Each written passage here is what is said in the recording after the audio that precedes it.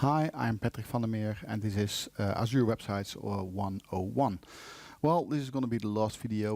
We're going to fix all the little problems that we have left over for the admin area and the roles that we can appoint to a user. So there's a lot of things to do. Let's first see what we had in the last video. So if we clicked on details, there was no detail page, so it couldn't find it. All right, that's a clear thing. Let's solve that first. So what is next? So in the admin controller, we need to actually point to a method called details. So let's call this, because this is in the default menu as we did in the last video. So let's go to the controller and let's say, okay, we need an action result. Over here, public action result with the name details, giving us the details. All right. So this would actually already give something. Okay, so we need a return, of course, in here. And what do we return? Well, if we just do an empty view, then it will simply return an empty page, an empty details page. Actually, it would not return anything because the page is not existing. So what would be normally in a details page? All right, so in our case, we would add a view and we would pick from the whatever menu we have over here. We would say, okay, we want to have details, and we want to have the details for a user. So DTO, well, then it would actually, user DTO, that's what we need, and just create a page for that. Okay, add. So this user DTO page now actually expects that it gets a user. Right, which user would that be? Well, of course, it would be the user that we clicked. Okay, so it would actually expect a user DTO. Right, so which user was it again? Well, the one that we clicked, the one that we sent. So that is actually in this index page, it would be actually the details, and the ID would be the email. So based on the email, we need to do something. All right, so ID item email. So we have an ID, and we need it here, here as an argument. All right. So how does it work? Well, it should be simply being something like this. String ID, and now I can use this ID as a sort of argument. Now, I don't like this word ID here because it's not as descriptive as you like, right? So this actually should be something like email. But if I change it over here, I need to change it in the other page as well. So let's go email, or actually, you could even call it something else like email ID. Let's say I like that. I like that. So email ID, right? So watch it. Is an L and an I with a dot, capital, camel casing. All right. So in here we need that as well. ID. Right. So now we have an email ID that we can use to get a user. So let's do that. So to get a user, we need again, we need the users store.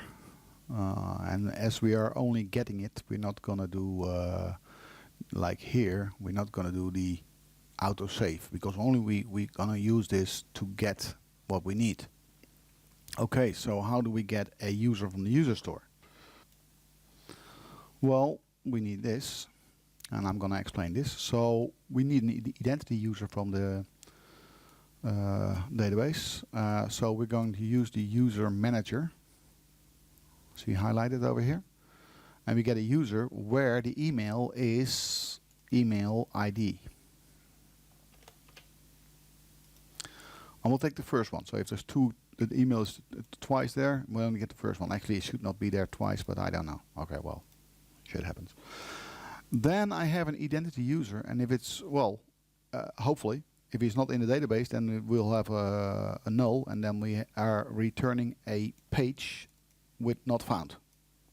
Just a sort of warning, hey, listen, you're asking for something that is not there. So then if we do find it, then it will continue over here, and it will say, okay, let's have a user's DTO, use DTO, and then I made a helper to set the user DTO. All right. So how does it look like? Well, I'll tell you.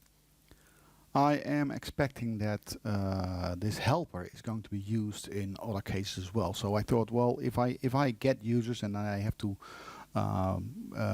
type the same code over and over again in different situations, because I've got the management controller, but I can also have like the details of a user just to see his own roles, and I need to type the same code. So I have, and let me check on my preparations that I have in the other screen. I have a folder with some static helpers, just called helpers. So let's go and add that folder as well here. Add a folder called helpers. So this is just a folder that can then contain helpers and of all type of and sorts later. And let's all add a class in there called user helpers. So that's a class, user helpers, user helper, I don't know, what's in the name. And that's going to be a static. And it's going to have a method. And that method, I'm going to copy and paste it from the other project. It's going to have a new user DTO, constructing a new user DTO. Now let me explain.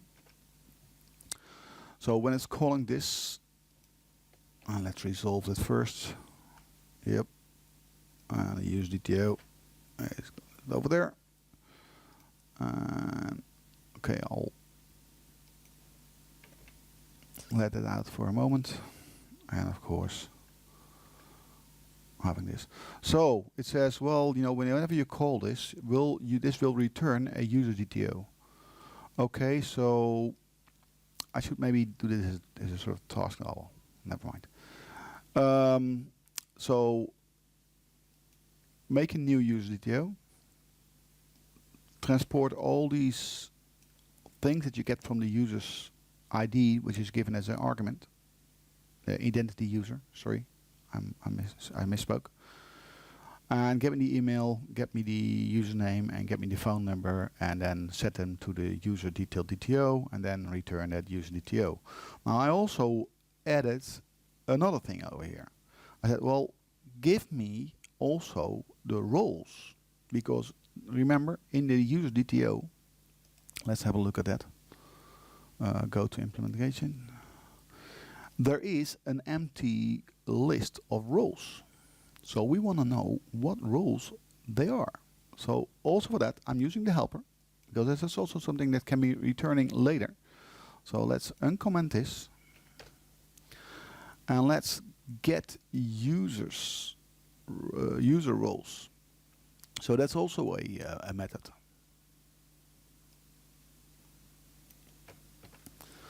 I'm going to put it in here. And that actually says, okay, well, I will put out a list of role DTOs, but give me first the identity user and the database context again, same as here. And that's what I put in here. And then I'll return this list, okay? So what has happened? So first I create an empty list. Then I tell, you know, go to the role store. And use this context. Then if you have this role store, then create a role manager. And take the identity role to create it. And then please, with using the role manager, give me a list of roles. Just the list of roles. That's the roles that are in the system. Okay, so it has a list of roles. And it has a fixed role owner. That's because I didn't want to return something. Well, actually, I do now want to have all the roles. So I'm just going to do take this out. Just give me all the roles. I'll make a list of that. So for each role that we have, check to see if the user is in that role. Okay. If it is, add it. All right. So get user's role. How do we do that? Well, get user's role is a method. Surprise, surprise. So below over here. And it returns a role DTO. And it uses the user's email. And there's a reason for it why this is actually not highlighted. Let me think about that one for a sec. That must be because I'm copying it from another project. So this is I probably use different names. So let's check on what we have in our application in the area models user role details. So I only have like the email and the in role and the role name. Okay, that's the three things I have. So I have the email. I just renamed it, and I have the role name. That's correct. Why is it not correct?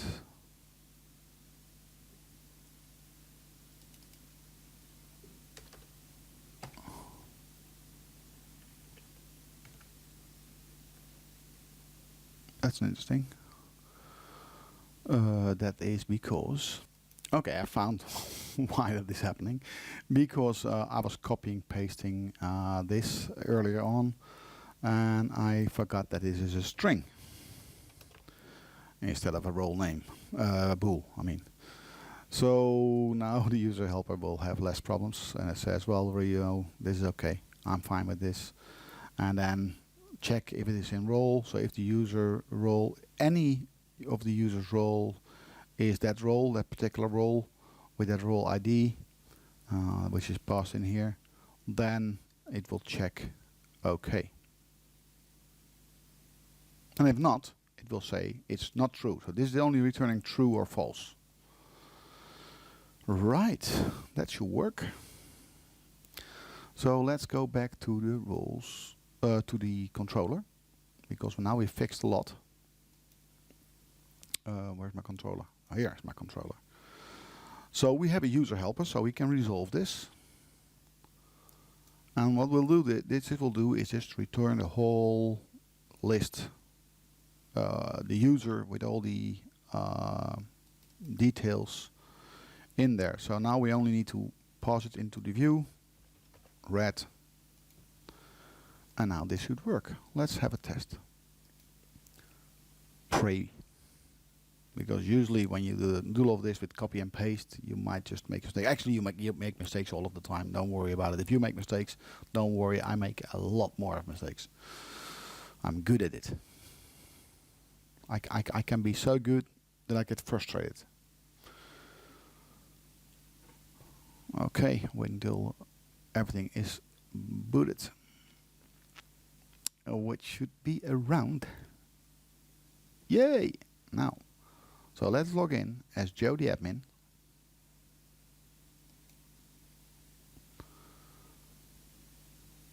There we are. We go to the backend. We have all the members. And we go to Joe himself. So I'm just checking on myself and see the details. And we are not seeing a list of users. Stupid me. We didn't fix that. Yeah, but well, of course, we see the telephone number, which is 0, and we see a message, which is not nowhere. Oh, that might be a mistake as well. Let me quickly check on that. Looks like I'm deleted something that I shouldn't delete. This is the details, right? Yep. So first of all, we don't need to see the message. So let's get it out. And it probably doesn't have a phone number. So that's also a clear one. I never added a phone number for Joe. So that's why it's clear. And now we're only missing a list of roles. Well, the roles are there because they're in the user's detail DTO. So we need to fix it with something like this. Let's do a new div just below this one.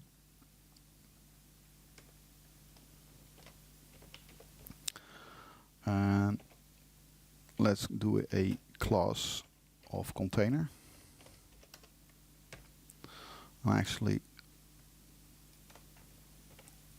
we're going to do that here as well. I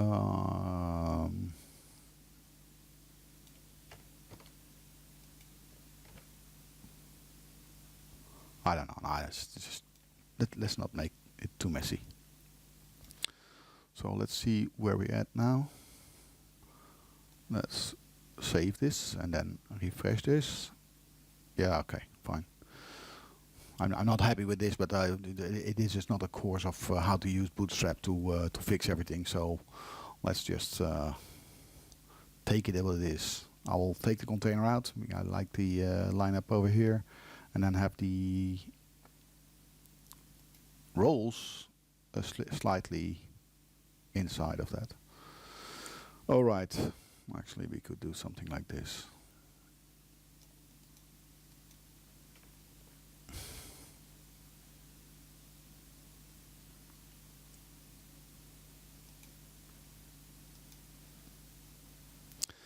So what is going to be in here? Okay, well, this actually needs some extra code, something like an @ sign, repeating for each. And the for each is going to be a role. And in what? Well, actually in the models, roles. So that should do something. So I could now do a simple result of that. No, wait. Let's put everything in a table.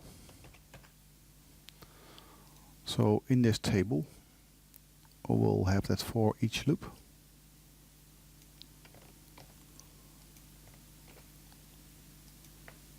Like so.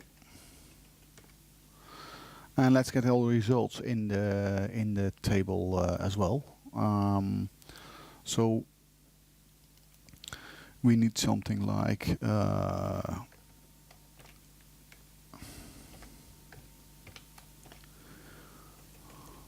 this, having 2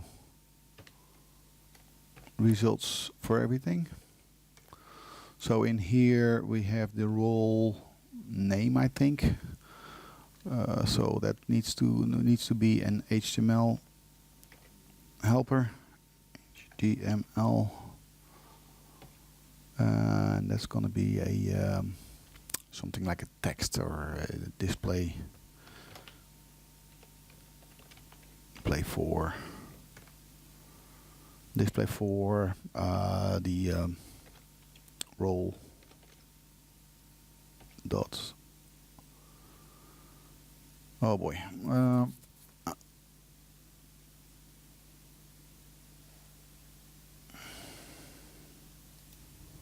The IntelliSense was not working yet, so role I need to know if it is in the role. I need to know what the role name is. Okay, that's first thing I need to know. Display for the role name.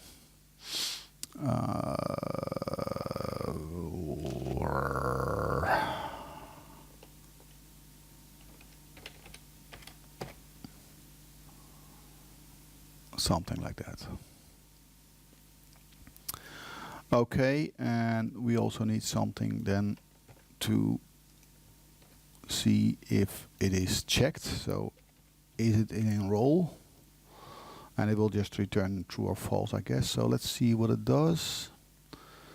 Save it and then go back to the page. Where's my page? It's over here.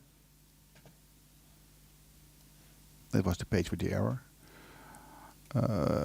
Right. Refresh. Takes a little while. Wait for it. There it is. Details. And now we know that this one is in the role of admin. Great. So how is that for the other users? So if we go back to list, and we go to Jimmy, then Jimmy is not an admin. Great. So we have a list with the roles and the admins, or there's only one role. So now we can add more roles. Add more roles. Well, okay. Well, then we have to close this. So let's close this. And then we need to add more roles. So where is the place to do that? Well, roles is something that you don't want to do roles all of the time. You want to have a fixed idea on what roles you need for the website to function properly, which roles you want to give to all of your users. So we only made an admin user. So let's make, just for fun, one extra thing, well, maybe two, I don't know. Let's see, I'll make up my mind when I'm there. So let's go to that little part where we actually set all of the seeding, the seed role and the seed user for the site. So this is actually in this file. So here we had an admin role, and we used it to create some roles. So where did we do that? Actually, we did it right here. If any role is like blah blah blah. So we could change this into something more interesting. So let's make this a string of roles. So we do something like string array roles is a new string array. And now we have just a list of roles. So the first role, of course, should be the admin role.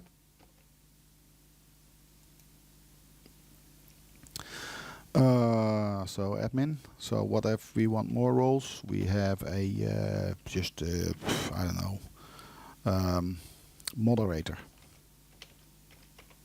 A moderator for the forum, whatever. And we have something like what we call writer. Somebody that can just add. I'm just making this up right on the spot. So a writer that can make place articles like news or something like that. So we have 3 roles now. We can actually delete this role because it's already in this whole string of roles. And now we just need to do this for all the roles. So for each, actually, we'll place it above the user that we made.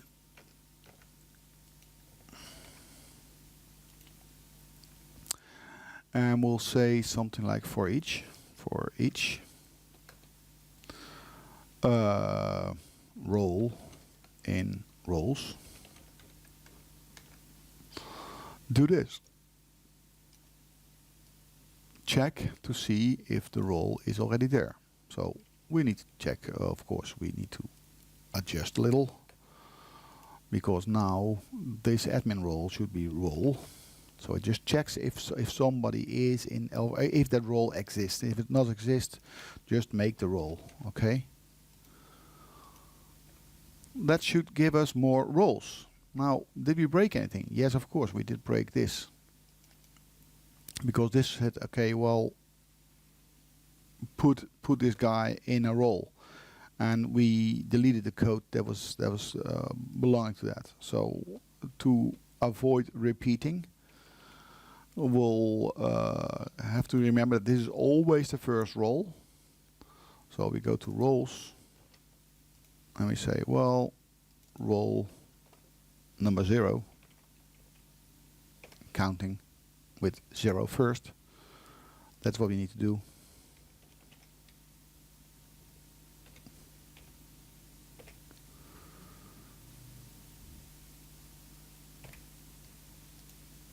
Role 0 is just a string with this name. Duh.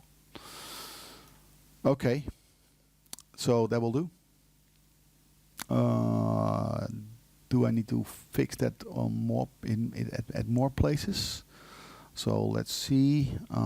We're making a new user over here, and he is going to be. He's being checked if he's in role. That's fine. No, so we're only assigning again the admin with this role. So now we just have to go to the and I close that window, obviously. We need to get this window back. Which window is that? That is the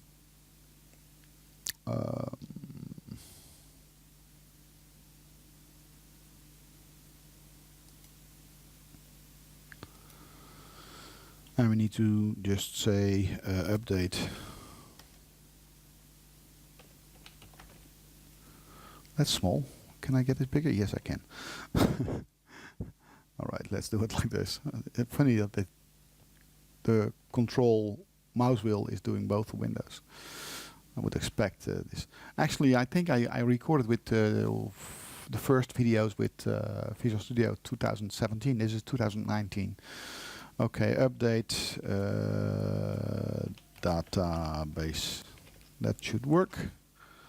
And it would just run the seed method again, and then seed all the users. So if we start the list again, the website again, then I would expect that if I look at the user that there is no users assigned to those roles. That's true, but at least I should see that they are not assigned. So here we go. And this is going to be the last part of this series of videos. So let's just see if this works. And you will have to conquer a lot of more problems, of course. You have to assign roles. But there's a lot of other videos that work with that. Actually, if you look at my site, you will find more. And otherwise, just pop me a message below the video, and I'll see if I can cook something up for you. So let's log in. And let's again log in as Joe, because then we have access to the admin area, to the backend. And then see if Jimmy is in any role. So I expect Jimmy to be in 0 roles. Correct. So if I go back to the list and I go to Joe, I expect him to be in 1 role, because that's the 1 role that we assigned. Yes, he is. So that concludes this video. And thanks for watching. Don't forget to subscribe. I need 100 subscribers, and we're getting close. We're at something like 75 or something. So 25 more subscribers, and then I can name the channel, which makes it easier to find for everybody. Nothing more than that. So please do subscribe. Thanks for watching.